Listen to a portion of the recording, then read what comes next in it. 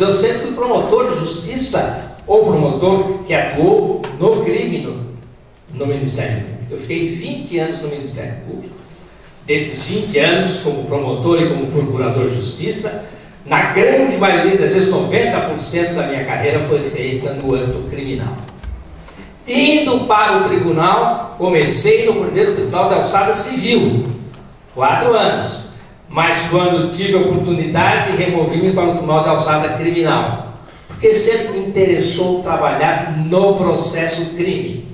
Embora faça aqui uma pequena observação, que depois, se houver tempo, desenvolverei, não acredito na solução processual quando aplica pena.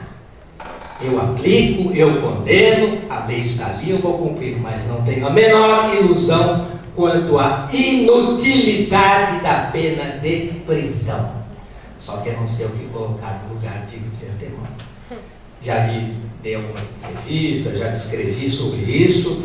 A pena de prisão não resolve absolutamente nada para ninguém, do jeito que ela é cumprida no Brasil. Da forma com que ela é cumprida, não cumpre nenhum dos seus objetivos, nenhum. Mas voltando, então, atuando sempre na seara criminal, cheguei mesmo à conclusão de que o Tribunal do Júri foi sabiamente mantido. Aliás, a expressão da Constituição de 38 mantém-se o Tribunal do Júri, porque adversários há, e acho que o debate é bem interessante a respeito de se manter ou não. Eu sou favorável e até ampliar a sua competência, estamos comentando aqui, para outros crimes como ocorre nos Estados Unidos.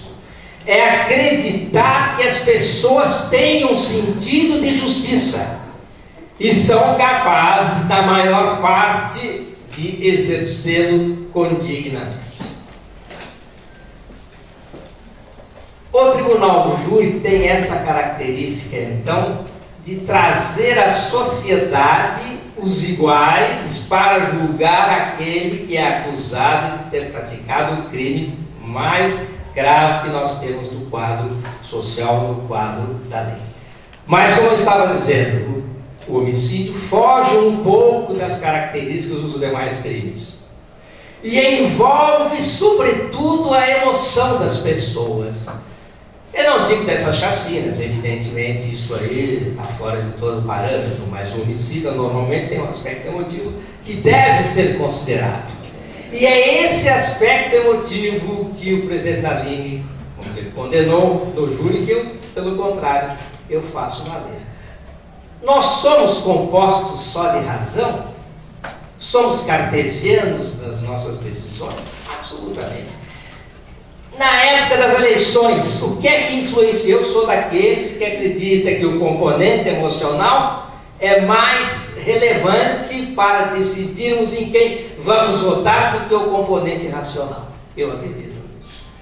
E acredito então que um tribunal do júri, por envolver a mente e o coração das pessoas, não estou dizendo que a razão deve ser esquecida, não estou dizendo que se deve abandonar o que a lei prescreve com relação às decisões dos jurados, mas devo dizer que o componente sentimental, emotivo, emocional é importante, sobretudo para o julgamento dos crimes contra a vida.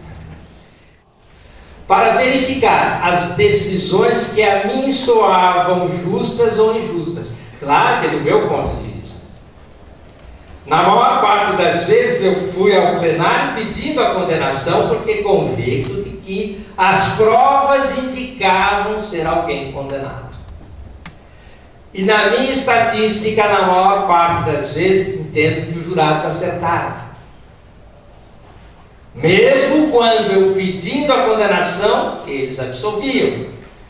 Mas depois, refletindo, chegava à conclusão de que havia elementos importantes que os jurados sopesaram para absolver, embora eu houvesse pedido a condenação. E me lembro de certa feita um homicídio de alguém que era acusado de 3, 4 crimes, alguém que aparecia na sociedade como um psicopata, enfim, era um júri com um advogado também importante, que pedia provas de sangue, etc. Pois esse júri foi muito emblemático para mim. Naquele instante tinha 2 horas para falar, eu falei as 2 horas com muita ênfase, pedindo a condenação.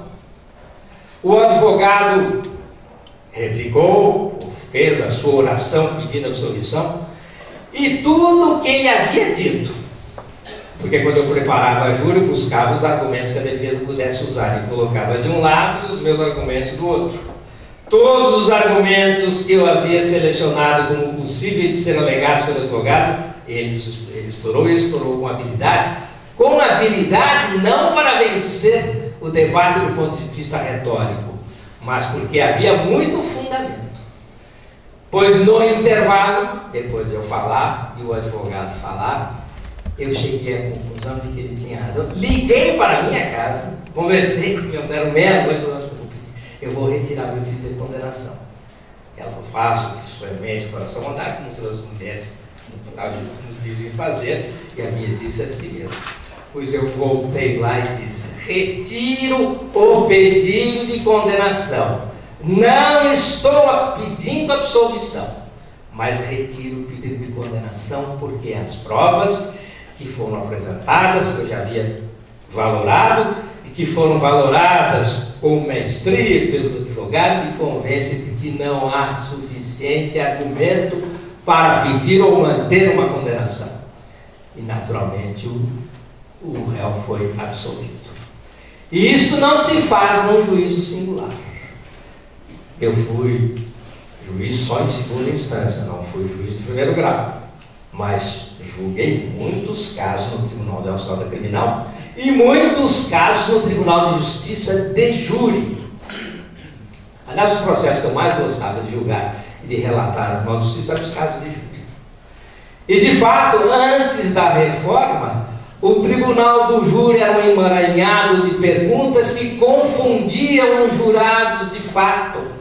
Esta reforma foi bem feita. Em linhas gerais, o nosso júri hoje pergunta se é absolvido, deve ser condenado ou não absolvido. Depois tem outras nuances. Mas se simplificou para, de fato, não trazer aquela complexidade das questões.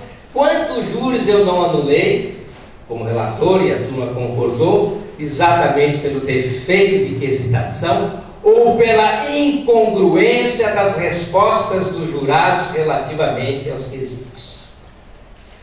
Com esta reforma, melhorou-se, penso eu, o quilate, o teor da decisão dos jurados, que não se veem mais embasbacados com certas perguntas ou certos quesitos que a eles soa inverossímil ou soa contraditório. Então, esse aspecto do júri que era negativo foi suprimido pela reforma atual. Mas, como eu dizia, por que ser favorável ao júri? Por que entender que o júri é capaz de fazer justiça? Por isso que eu estou dizendo. É verdade que aquela ideia de que o réu é julgado pelos pares pode não ser tão verdadeiramente assim. Porque normalmente o que se encontra é o réu, uma pessoa de classe, vamos dizer, abaixo ou inferior, se eu posso usar a expressão, todos entendem o que eu estou dizendo, dos jurados. Porque o recrutamento dos jurados não se faz exatamente dentro da esfera, da componência, do componente da maioria dos réus. Então a ideia de julgamento pelos pares não é tão verdadeiramente assim.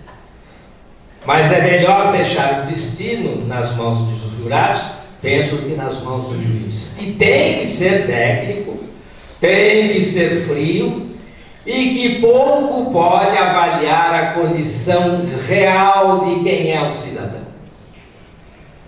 Eu tive, não diria como oponente, mas na tribuna da defesa, Dr. Mauro Nassif, Valdir Troncoso Pérez, Márcio Tomás Bastos, Roberto Batóquio e tantos outros que se notabilizaram no júri.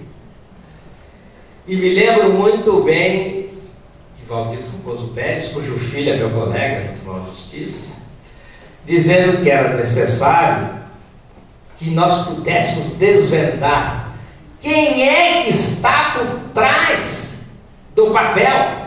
E no júri isso é possível ser feito.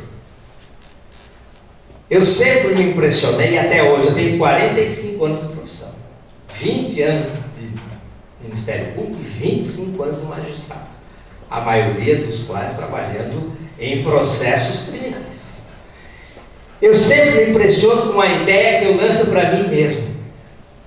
Quando estou tratando das questões criminais, tenho que julgar. Será que eu estou conseguindo apreender a figura de alguém que está por trás do processo?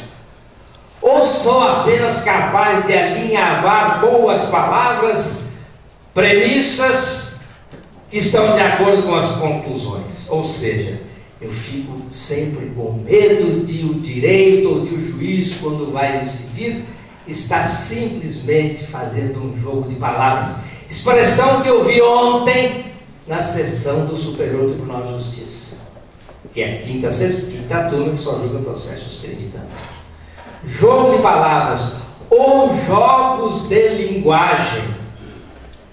E eu sempre tenho esse medo, e vou naturalmente encerrar a minha profissão como juiz com esse medo, de ter dado mais importância a exatamente aquilo que se diz ou que se escreve dentro de uma articulação correta, que impressiona os demais.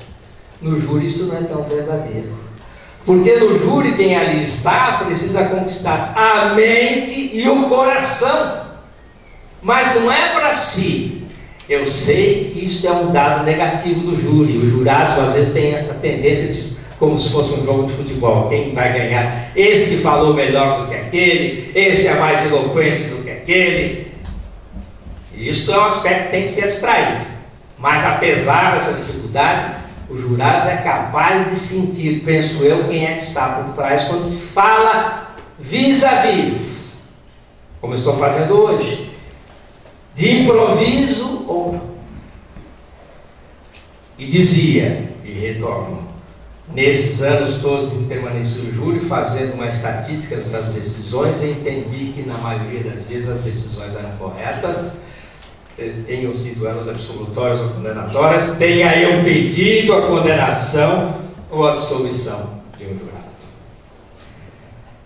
Eu cito aqui um caso para mostrar, voltando da dificuldade anterior da reforma, do jurado compreender bem as questões, e mesmo do juiz, sem crítica a nenhum juiz, obviamente. Como é um caso que não ocorreu em sigilo de justiça, e o réu já é até falecido, Coronel Biratã, massacre do Carandiru. Eu fui o relator do processo no Tribunal de Justiça, examinando todo o processo, números, volumes, etc. Chega aqui a hesitação. Respondem os jurados: agiu o réu no estrito cumprimento do dever legal? Resposta: sim. E, no entanto, se prosseguiu no questionário. Ele se excedeu nos meios do estrito cumprimento do dever legal? Havia uma dúvida, sim, doutrinária, embora poucos defendessem, que se deveria fazer essa pergunta. Pois eu entendo que não.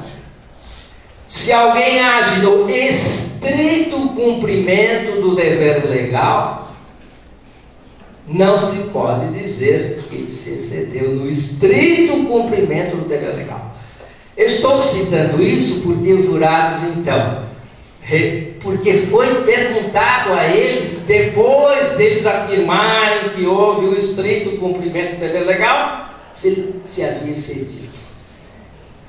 E, muito bem, plenário, Tribunal de Justiça, todos lá, imprensa interessada, o eminente relator Mohamed Amaro, eu estava lá, fez um voto brilhante, leu quase que 2 horas do voto dele.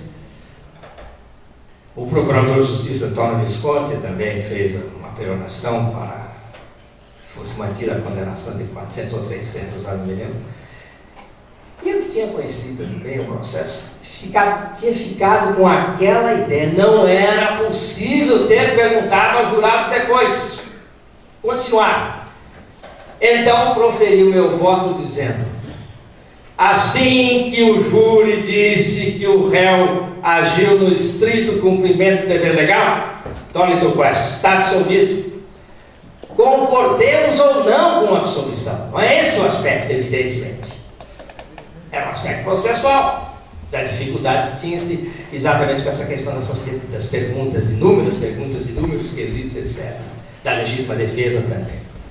Mas como prosseguiu, disse, não, os jurados decidiram pela absolvição. Portanto, não haveria condição de se prosseguir na quesitação. E o réu está absolvido. Aí foi aquele estava lá, uns aplaudiram, outros vaiaram, etc. Assistiu bem, não é? O revisor foi contra. Sim. O presidente do tribunal. Sim. O Roberto. Roberto, que era o presidente, que depois foi presidente, o Valim Belloc, porque era o relator e revisor contra. Mas todos os demais eram os 24 naquela sessão, 22 me acompanharam. Depois aparece que eu havia absolvido o coronel, com certeza aquelas ideias de é um homem direitista, quer que alguém disse isso, né, que réu tem que ser morto, não é nada disso. Eu estou analisando tecnicamente. Eu não posso fugir da lei. Não vou fugir da lei. Posso e discordo muitas vezes do que está na lei. Mas não sou daquele juiz que, a pretexto de fazer justiça, decidem contra a lei.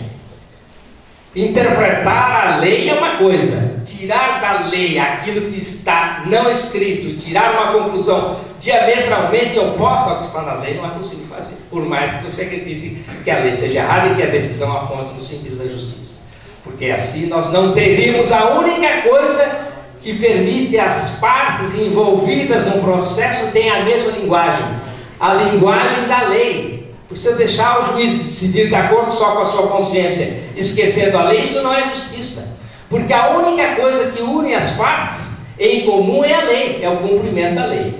A interpretação é válida, sim, o juiz tem que interpretar a lei, mas não se pode extrair da lei uma interpretação que contrarie frontalmente o que diz a lei. Então, está absolvido, não por mim, a imprensa divulgando que eu absolvi, não, quem absolveu foram os jurados. Aí foram entrevistar um outro jurado, não, mas eu não queria absolver. Mas então, teria que agir de forma diferente e responder diferente. Mas estou dizendo isto porque essa questão foi submetida ao tribunal do júri. E depois submetida à apelação, exatamente no Tribunal de Justiça.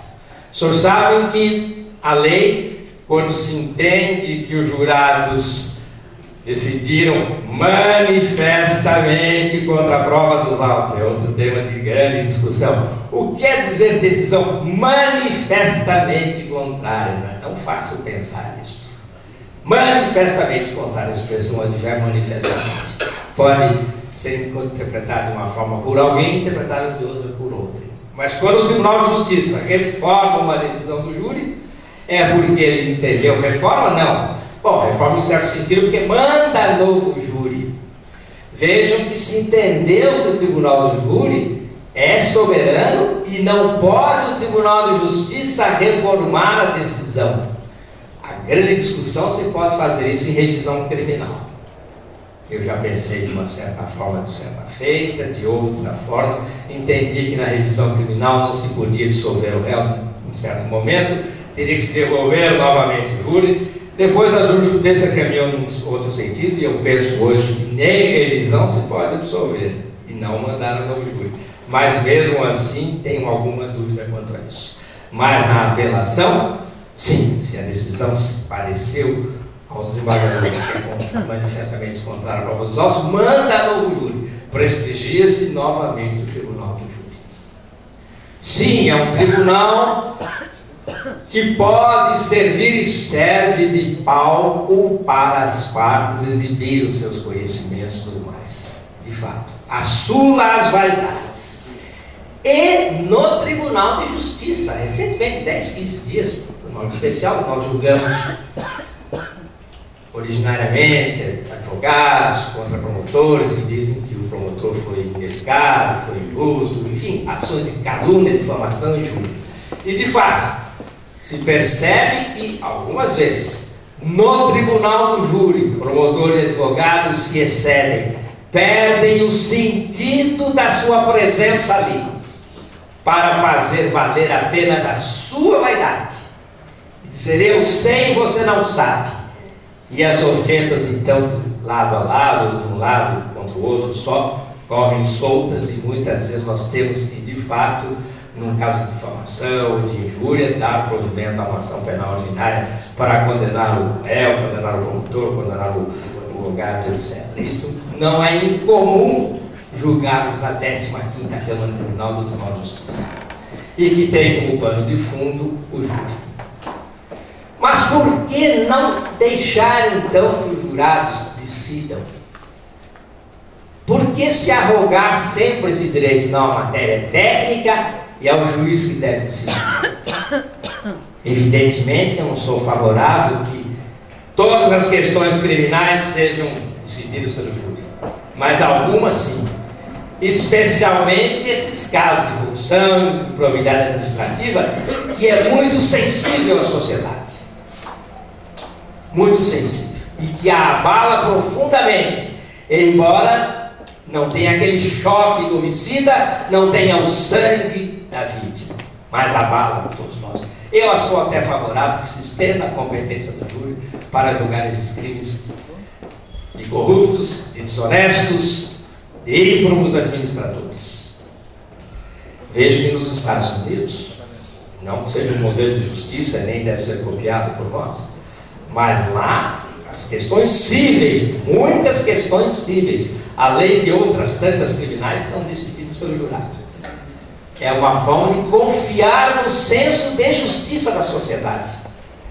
Num regime democrático, eu não estou falando em poder popular, jamais isso, mas num regime democrático, por que, se nós podemos escolher nossos representantes, não podemos, em certas circunstâncias, especialmente dessa do crime mais grave, que envolve muitos aspectos emocionais, porque não devemos acreditar no senso de justiça da sociedade? Porque o juiz conhece mais a lei? Porque o juiz estudou? Porque o juiz tem condição de avaliar melhor a situação? Não, nem sempre. Então, eu ainda hoje, com todos os percalços, e que foram muito bem explorados, os citados pelo presidente Nalini, com todos esses percalços, eu sou favorável que se mantenha a instituição do júri para julgar os crimes dolosos contra a vida e outros tantos.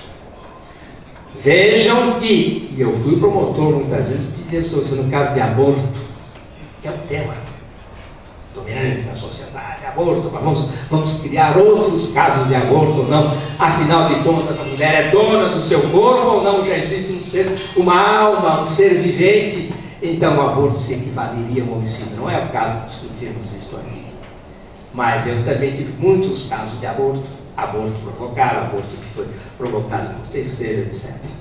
Não vou discutir essas pessoas mortas, a granel das pessoas que não abortaram, não têm condição médica nenhuma, etc. Não estou discutindo agora se eu sou favorável ou não ao aborto, se eu sou favorável ou não ao aumento das causas que permitam que o aborto seja praticado. Mas o aborto vai a júri também hoje.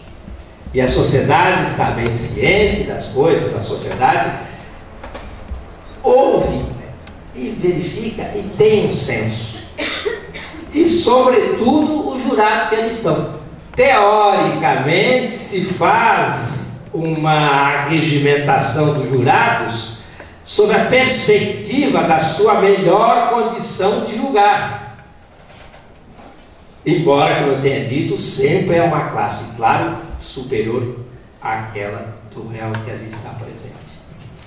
Mas com todos os deslizes que nós ainda podemos ter no júri, e que podem ser aperfeiçoados, eu trago esta minha experiência e esta minha conclusão de ser ainda favorável ao Tribunal do Júri. Eu me lembro de Nelson Hungria, que sempre foi contrário ao júri, e de outros juristas de nome também contrários, e de outros tantos que são favoráveis. O júri é uma vertente do exercício do poder democrático. Somos favoráveis à democracia ou não? Existe algum regime melhor que o democrático? Lembra-se de Churchill, uma frase famosíssima, todos repetiram assim: quando perguntavam a ele que até hoje é o homem mais acreditado no Reino Unido, o homem que desperta ainda maior confiança. Perguntavam a ele: o que o senhor acha do regime democrata ou democracia? Ele dizia: é o pior dos regimes, com exceção de todos os outros. Nós vamos às urnas amanhã. É difícil o regime democrático, é difícil o eleitor, é difícil para ele votar conscientemente, porque ele tem que saber o que está fazendo, tem que conhecer. Mas é o poder popular. Qual seria a alternativa da democracia? A ditadura? É aceitável? Não é aceitável, penso. E o júri se insere, então, nesta categorização, nesta categoria de elemento que se coaduna com um regime democrático. Não que o juiz não seja alguém também inserido no regime democrático, mas não descrever o poder popular, eu acho que sim, vale a pena. Certo que Platão dizia: democracia é o regime dos retóricos e dos sofistas. Sofisma, que muitas vezes é utilizado no tribunal do júri. Aquele argumento sofista, que aparentemente é correto, em que a conclusão está plenamente de acordo com as premissas, em que a articulação do pensamento verbal é capaz de atingir a mente de quem ouve, mas é essencialmente falso, mentiroso. Mas não é fácil perceber quando alguém está sofismando. É preciso estar atento, ouvir e refletir. Não é fácil. Porque aquele que usa do sofisma e tem condição de usar bem, vence. Porque ele é capaz de convencer, ele é capaz de convencer os jurados. Demóstenes, não o senador Cassado, Demóstenes grego, aquele que usava pedrinhas porque era gago e ia vencer a troada do mar, foi capaz em certo momento de, por sua retórica extraordinária, sofismática, convencer o povo grego de Atenas que ele não tinha sido responsável por uma grande derrota e ele havia sido responsável. E o povo estava ali: vamos condenar Demóstenes ao ostracismo ou não? E quando lhe deram a palavra, ele convenceu todos de que o preto era branco, e que ele não havia sido responsável pela derrota, e havia sido sim. É a mesma coisa, o eleitor e o jurado estão numa mesma situação. Como decidir? Pensar, refletir e procurar verificar o que está sendo dito de verdadeiro ou não. O que está sendo dito que corresponde à realidade ou não, embora, se quisermos filosofar um pouco mais, não se sabe bem o que é a realidade. Mas para efeito dos autos se sabe. Aquela verdade pretensamente real que emana dos autos, pretensamente que a verdade está formal, que está, mas nós não temos outros meios de julgar a não ser dessa forma. Então, surpreendido, mas agradavelmente surpreendido, porque falar um auditório como este é uma honra e um orgulho para mim. São essas as pequenas observações que eu queria fazer com relação ao Tribunal do Júri. Agradeço a todos.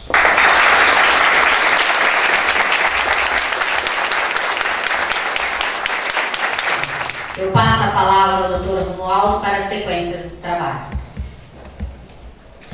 Tenho duas perguntas. A brilhante exposição do Dr. Walter só demonstrou o que disse no início, que ele não foi pego de calça apertada, né? Bem articulado, com conhecimento de causa, e efetivamente trouxe aí mais subsídios, mais informações da prática, que também, sem dúvida nenhuma, enriquece ainda mais tão palpitante tema, independente de sermos favoráveis ou não à instituição do Tribunal do Júri, que, repito, tem lá os seus pecados ou pecadilhos, mas, nada obstante, é uma instituição efetivamente tradicional no ordenamento jurídico pátrio.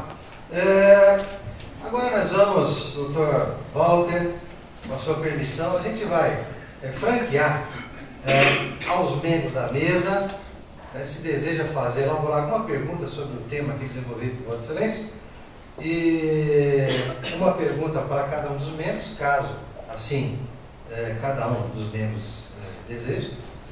Já estou inscrito. Isso. Depois, umas 7 perguntas, mais ou menos em torno disso, para a nossa seleta plateia. Eu já começo com uma. Tá, depois sou eu. Já vim rodopiando, ministro. Uma pergunta que Ele contou para mim. e vai fazer uma pergunta que você não sabe responder. Também tem a tranquilidade de dizer, não sei. Ministro, queria saber a sua interpretação, a sua opinião, o seu posicionamento, enfim. Sabemos que o homem, a partir dessa premissa, né, que o homem é um animal simbólico. Ele se deixa influenciar muito por símbolos, por imagens, nomeadamente.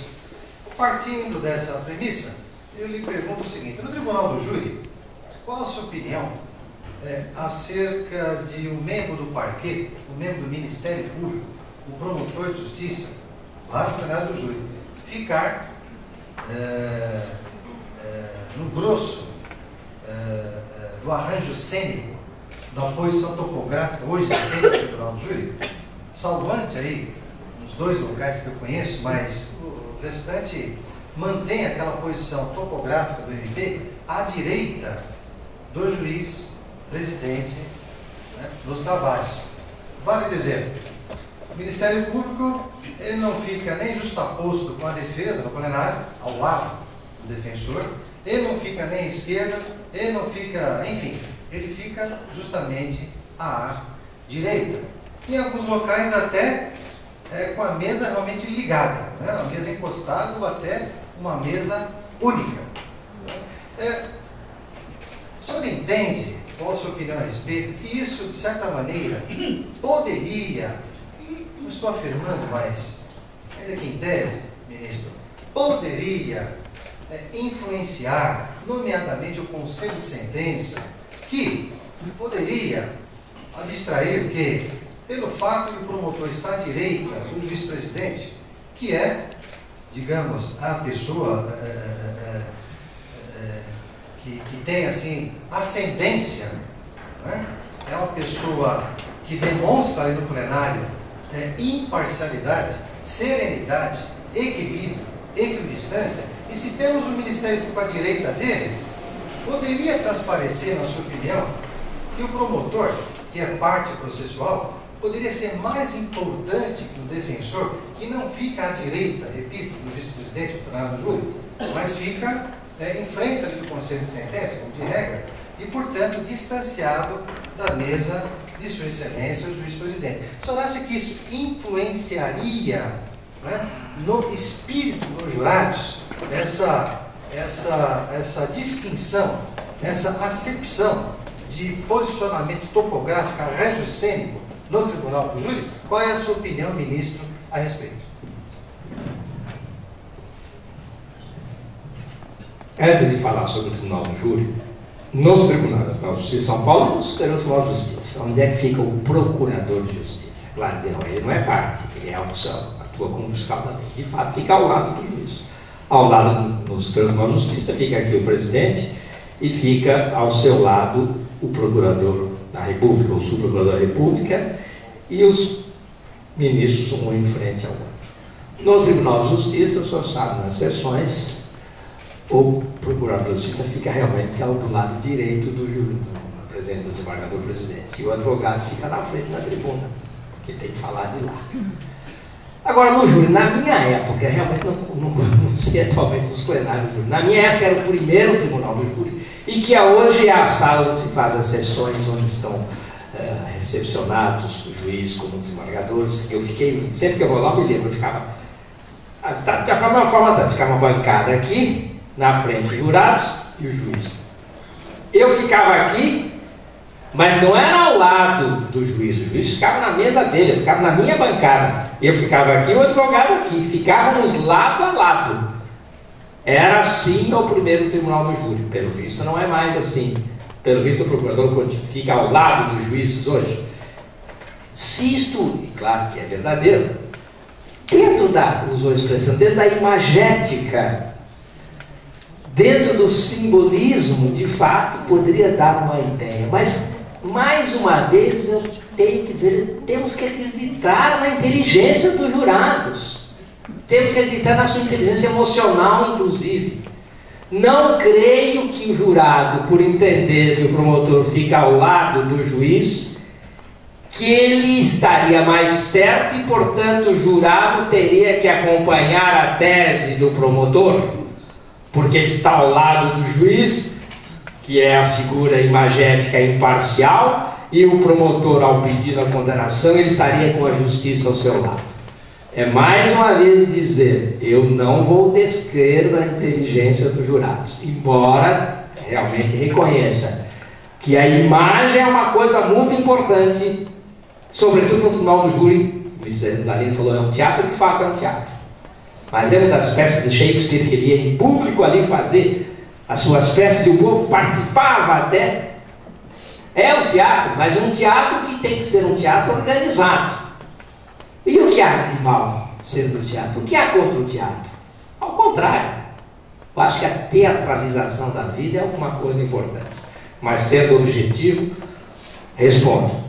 Não vejo nenhuma prevalência, nenhuma forma de o promotor, por estar a direito do juiz, convencer mais o jurado do que o advogado. Mauro Otávio Nassif, bom dia a todos. Também quero prestar uma homenagem à minha filha, que está aqui, olha. A doutora Eleonora Rangel Nassif, uma das melhores advogadas criminalistas do Brasil atualmente e diretora do IBCCRIM. Posso falar isso, tá? O doutor Reinaldo Françoso, um grande criminalista também, que está ali. Bem, ministro, eu tenho duas perguntas para fazer para você. Porque eu sou professor aqui no curso e me perguntaram isso. A primeira coisa, como é que você recebeu essa convocação para atuar como ministro? Os meus alunos aqui, os nossos, não estão entendendo direito como é que o desembargador vai ser ministro, se ele é ministro, não é ministro.